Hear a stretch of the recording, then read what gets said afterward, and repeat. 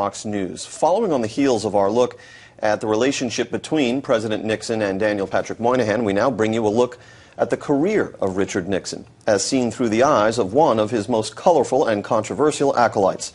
Our next visitor was once one of the youngest staffers on the committee to re-elect the president in the halcyon days of 1972, and he went on to become one of the most celebrated and reviled political consultants of the last 2 decades. More recently, he has begun making a name for himself as a writer on historical subjects. He is the co-author with Mike Colapietro, most recently of Nixon's Secrets, The Rise, Fall, and Untold Truth About the President, Watergate, and the Pardon, published this fall by Skyhorse Publishing. And before that of The Man Who Killed Kennedy, The Case Against LBJ, published in 2013. We welcome to the Foxhole the one and only Roger Stone. Roger, thank you for joining us here. James, thanks for having me. Why did you write this book? Well, because I knew at the 40th anniversary of Nixon's resignation there were going to be a number of books and none of them would be good. In fact, none of them would be balanced. And I thought Nixon is such a compelling figure. And that in the ashes of Watergate, his great accomplishments have been completely buried. He's just typecast now as a bad guy who did everything wrong. And of course, the real story is far more complex than that. He was flawed. He made huge mistakes. But he also had great achievements. And I think those achievements have been airbrushed out of the historical record. And they needed to be reviewed and perhaps corrected. The frame of your book is not simply the Nixon presidency, right? You look back over his entire career. Yeah, my book is really about the rise and fall and rise and fall and rise and fall of Richard Nixon. I think the essence of Nixon is not ideological. Don't think he had an ideology. He was practical. He was a pragmatist. He was interested in what worked. But the most compelling thing about him is his resilience, his tenacity, his perseverance, the fact that he kept taking these defeats and he kept getting back up. And that's the great lesson, I guess, of Richard Nixon. Now, although you had this association with the committee to re-elect the president when you were how old at that point? I was 19. Okay, not that anyone's going to do the math.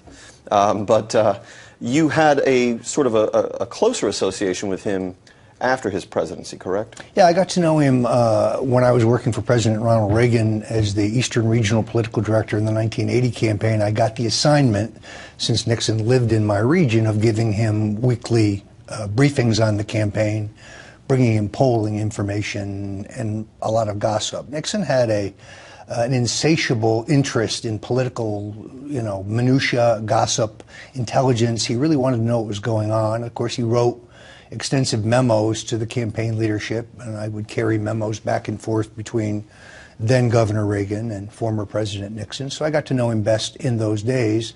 I got to spend a great deal of time with him, and of course my admiration for him in that period only grew.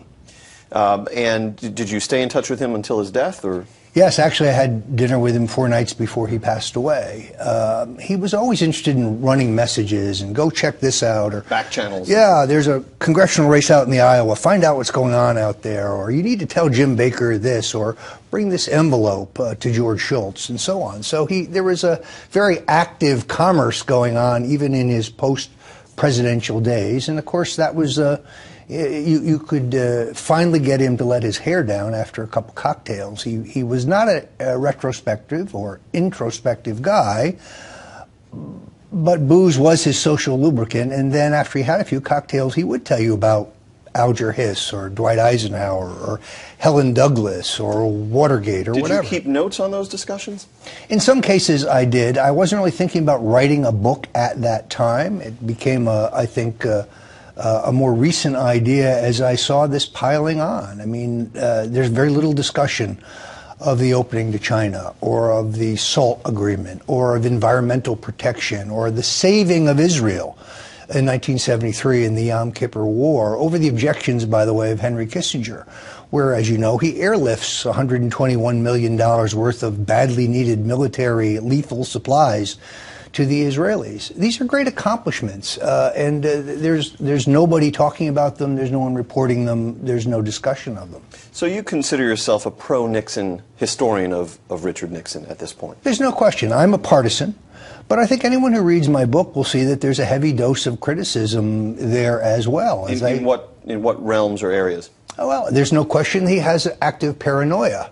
He's a very paranoid individual. On the other hand, if you had the presidency of the United States stolen from you by a millionaire gangster and his playboy son, you'd probably be paranoid too. It's not that Nixon didn't have enemies. From the time he nailed Alger Hiss, he did have enemies, powerful enemies, and they didn't want him in power. They didn't want him in political office. You also address what I guess it's safe to say are long-standing insinuations, whispers, allegations about Mr. Nixon having had an affair, an extramarital affair. And that was with whom, allegedly? He allegedly has a romantic relationship with a Chinese woman named Marianne Liu, who is, he meets in Hong Kong. She is a hostess at the Hilton bar there. Some would believe, among them J. Edgar Hoover, she was also a communist spy. At some point, British intelligence actually takes pictures of Nixon with this woman, worrying about the fact that as 8 years as vice president, Nixon has had all these national security briefings. He knows all the country's deep secrets. Of course, Hoover, in 1969, as soon as Nixon's elected, he shows Nixon the pictures of him with the woman and says, "Don't worry, Dick, I've got these pictures. They're not going anywhere." A subtle form of blackmail, of course. Is this a subject on which you consider that you develop new evidence? No, actually, the great thing about doing historical research is almost everything is written someplace. You just have to find it, and it's often very hard to find. Things are out of print. Things are obscure. In this particular case, I'd have to give some credit to Anthony Summers, not one of my favorite authors or investigative reporters, but about half of what he has in his book on Nixon, The Arrogance of Power, is right, about half. Our visitor to the Foxhole today is former political consultant Roger Stone, co-author with Mike Colapietro, most recently of Nixon's Secrets, The Rise, Fall, and Untold Truth about the President, Watergate, and the Pardon, published this fall by Skyhorse Publishing. And before that, the co-author also with Mr. Colapietro of The Man Who Killed Kennedy, the case against LBJ, published also by Skyhorse in 2013.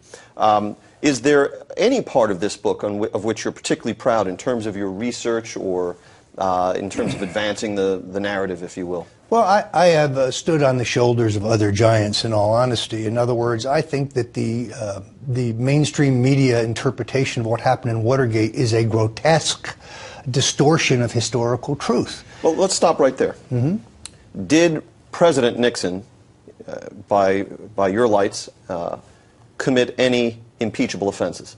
Yes, I think he did. He made the mistake of covering up crimes that he did not initiate or approve or know about in a timely fashion. So was his fall from power, in essence, a just outcome?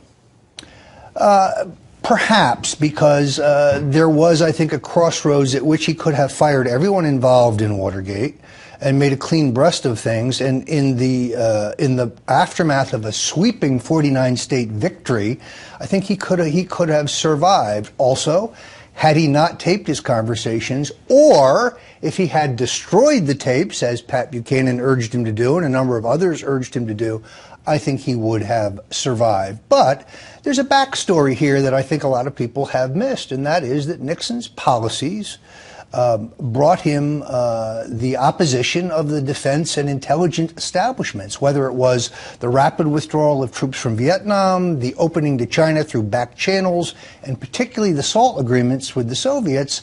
The defense intelligence establishment was opposed to Richard Nixon, and I think they helped bring him down. I am one who believes that the Watergate break-in was learned about by the CIA, was infiltrated by the CIA, and was sabotaged by the CIA to gain leverage over Nixon. And yet you also assert, as others have, that it was the White House counsel at the time, youthful John Dean, who purportedly ordered the Watergate break-in, that you say the CIA infiltrated and sabotaged. I think that there's several things going on here at once. In fact, I don't think all of the Watergate burglars are there for the same purpose. I think several of them have different purposes. But as far as Mr. Dean is concerned, one of the reasons I wrote this book is because he came out with a book contemporaneous with the 40th anniversary, and that book is a whitewash job. It airbrushes himself out of the narrative. Yet we know that Clark Mollenhoff, Pulitzer Prize-winning investigative reporter, says that James McCord told the grand jury, the Watergate grand jury and the prosecutors, Dean knew about the break-in in advance. Jeb Magruder, the director of Nixon's campaign, testified under oath that Dean knew about the break-in in advance. Tony Ulasewicz and Jack Caulfield, both decorated New York police officers, both private investigators working for the White House, say both in the oral histories that are now at Texas A&M and in their individual memoirs, Dean ordered them to case out the Watergate 6 weeks before the break-in. Mr. Dean is busted. He knew about the break-in in advance, I think, for his own purposes. And you confronted John Dean at a recent event where he was promoting his book, and he rebutted all of these allegations, or at least rejected them, and made what you considered a veiled threat of legal action, correct? First of all, I don't think he rebutted any of them. He didn't address any of my questions. He just told me that I was wrong, and he threatened to sue me. And as George Bush would say, bring it. I think bring it on. Bring it. I think, bring it. Was the exact quote. Our visitor to the Foxhole today is former political consultant Roger Stone, co-author with Mike Colapietro, most recently of Nixon's Secrets, The Rise, Fall, and Untold Truth About the President, Watergate, and the Pardon, published this fall by Skyhorse Publishing. And before that, also with Mr. Colapietro, the co-author of The Man Who Killed Kennedy, The Case Against LBJ.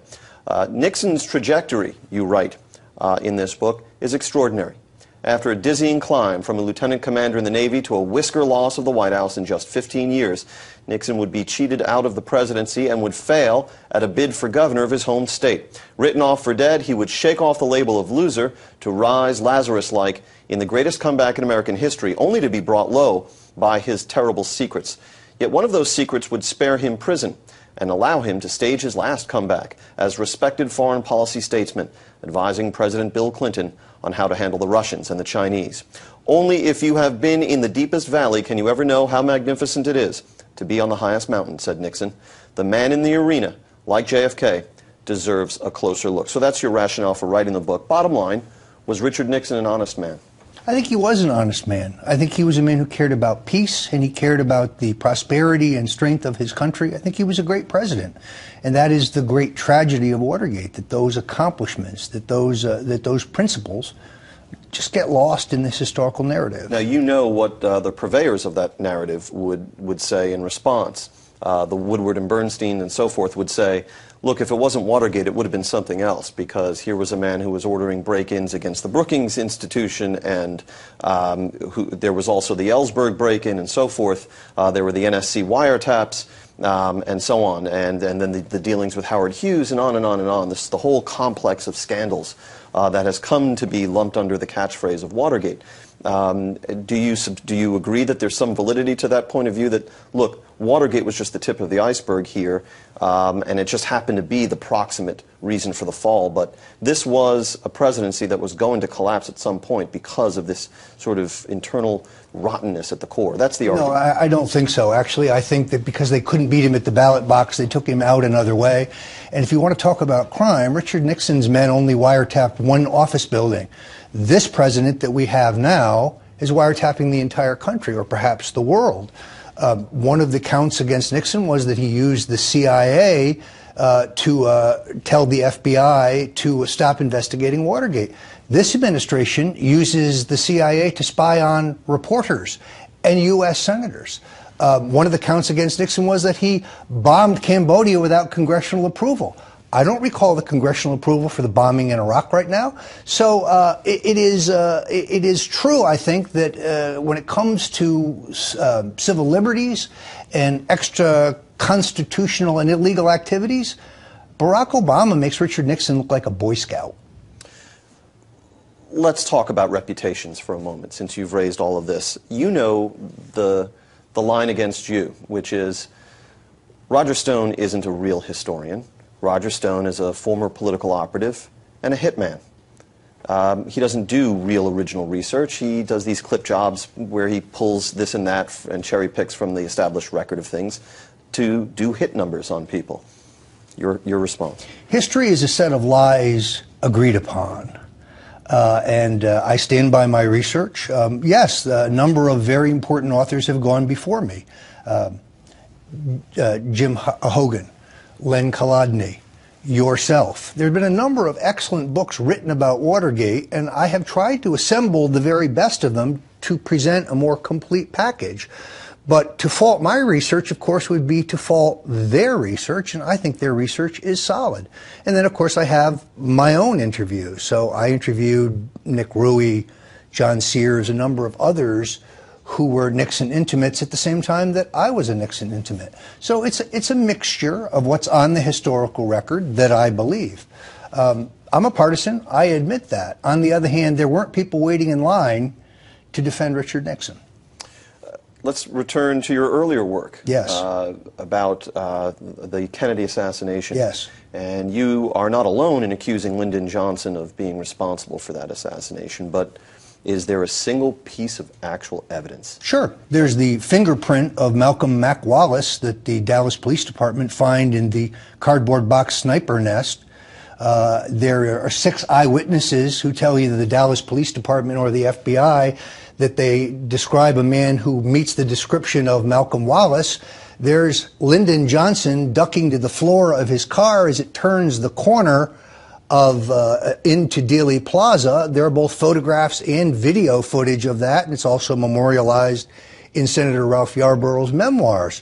There is, I use motive. Wallace, this man you're talking about. Wallace is a convicted murderer who has worked for Lyndon Johnson for a long time.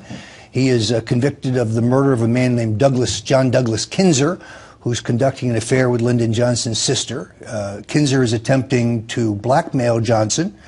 He drives from Virginia, where he has a patronage job. By the way, the files show that his job was provided by Lyndon Johnson. He works at the Agriculture Department. He drives to Texas. He murders Kinzer in broad daylight. According to the officer who arrested him, he says, "You can't arrest me. I work for Senator Johnson."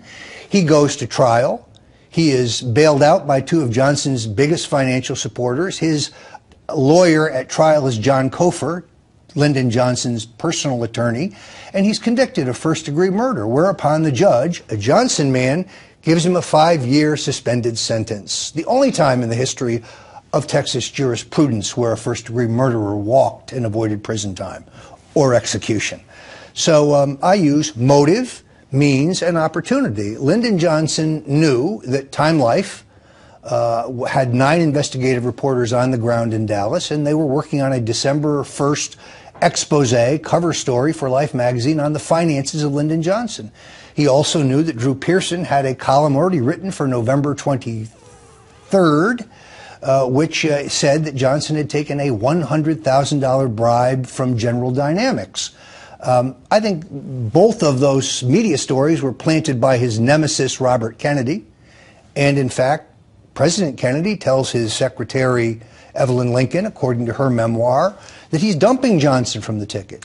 Johnson's not just facing political oblivion, he's facing the federal penitentiary. What about the large mountain of forensic eyewitness and circumstantial evidence that ties Lee Harvey Oswald to the killing of the president? All of it flawed. In fact, I would argue it's exactly the opposite. The forensic evidence is to the contrary. Mr. Oswald has no powder burns on his face or his chest or his arms. He is seen by a Dallas police officer 7 minutes after Kennedy has been shot. The elevator in the building is turned down. The Warren Commission claims that he ran down the flight of stairs, but Victoria Adams, who's on the staircase between floors 6 and 2, a wooden staircase, says she neither sees nor hears Lee Harvey Oswald. And he couldn't have shot Tippit because at the time Tippit is actually shot, he's at his boarding house. Therefore, the Warren Commission moves the time of Tippit's death to 1:15 when Tippit was really shot at 1:06. Oswald is well over a mile away. So you are today, as just about I gather every day, very dapperly dressed. Do you have a blog of some kind on men's fashion? I have a blog called Stone on Style, in which I write about men's style. Where can people see that blog? They go to stoneonstyle.com. We have a gallery there. In fact, if you go there, James, there's actually a picture of you. There is? Wow. There is, because the tie you wore the last time I saw you was so great, I had to post it. I'm not sure I'm worthy, but and I'm not known as a stylist. How did you develop that interest? You know, it's hard to say. When I was a kid, I grew up in a blue-collar circumstance. My parents were working-class Catholics in Connecticut, in the suburbs. But I always told my mother I wanted all cotton shirts and all cotton corduroys. I always kind of cared about how I was dressed. So It's all self-taught, I guess. Is it possible to look stylish and good on sort of reduced budgetary means, do you think? Yes, absolutely. Buy basics. Good things are not cheap. Cheap things are not good. So if one will stick with the basics and buy 2 or 3 well-made garments and take good care of them, they'll actually last a long time. And they're kind of interchangeable. A solid blue suit, a solid gray suit, a solid white shirt, a solid blue shirt, a couple rep stripe ties. Yes, you can definitely be well-dressed on a limited budget. I cite the existence of the Reese's Peanut Butter Cup as something that is both good and cheap, but we can debate that another time. But it's not clothing. Our visitor to the Foxhole today has been former political consultant Roger Stone, co-author with Mike Colapietro, most recently, of Nixon's Secrets, The Rise, Fall, and Untold Truth About the President, Watergate, and the Pardon, published this fall by Skyhorse Publishing. And before that, co-author again with Mr. Colapietro of The Man Who Killed Kennedy, The Case Against LBJ, published in 2013. That's going to do it for this episode of The Foxhole.